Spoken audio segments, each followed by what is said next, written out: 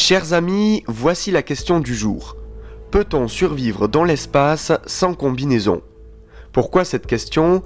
Eh bien car je la vois circuler sur le net depuis pas mal de temps, et que parce que contrairement à ce que l'on pense, survivre dans l'espace sans combinaison est apparemment possible, pendant une très courte durée bien sûr.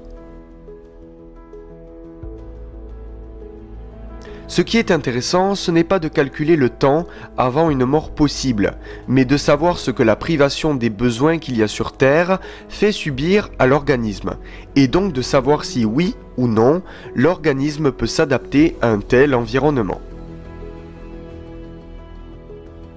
Dans un film de science-fiction sorti en 2007 nommé Sunshine, un astronaute du nom de Mace est contraint de quitter son vaisseau sans combinaison de protection.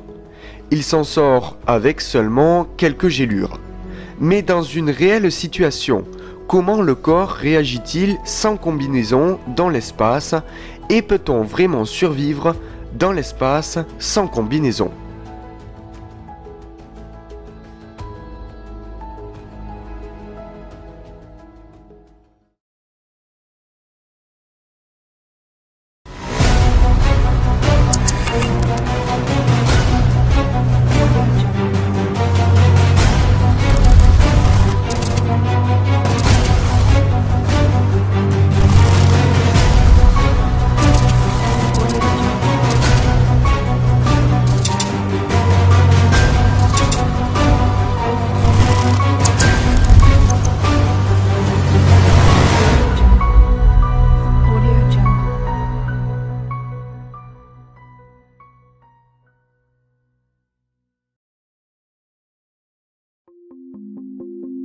Peut-on vraiment survivre dans l'espace sans combinaison?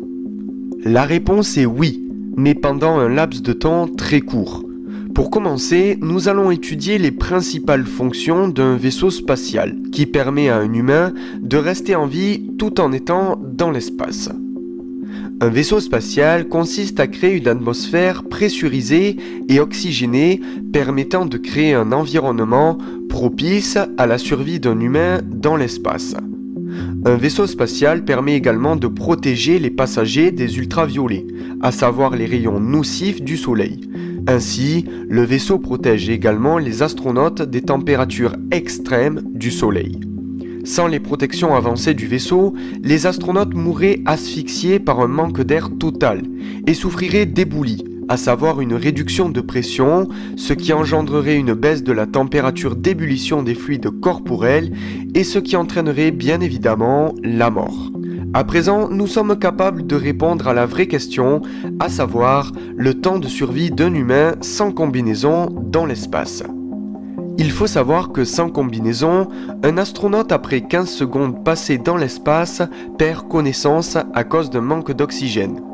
15 secondes, c'est le temps qu'il faut au corps pour utiliser tout l'oxygène restant dans le sang. Dans le film Sunshine, Mace a évacué l'air contenu dans ses poumons, auquel cas le vide intersidéral aurait provoqué une expansion de l'oxygène et un déchirement du tissu pulmonaire, ce qui aurait fait entrer des bulles d'air dans ses vaisseaux sanguins et finalement dans son cœur et son cerveau, ce qui aurait provoqué la mort bien évidemment. Un astronaute qui perdrait connaissance par manque d'oxygène ne pourrait survivre que quelques minutes avant de succomber par asphyxie ou par les effets de la réduction de pression.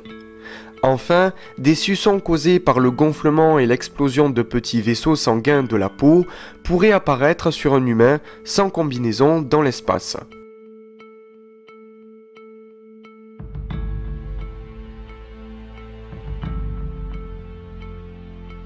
Pour conclusion, un humain sans combinaison perd connaissance après 15 secondes et succombe au bout de 2 à 3 minutes maximum.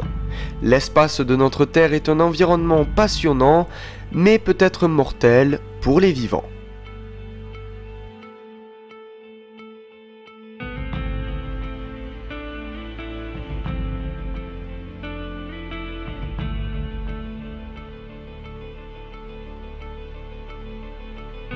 Voilà, merci à vous d'avoir suivi cette vidéo.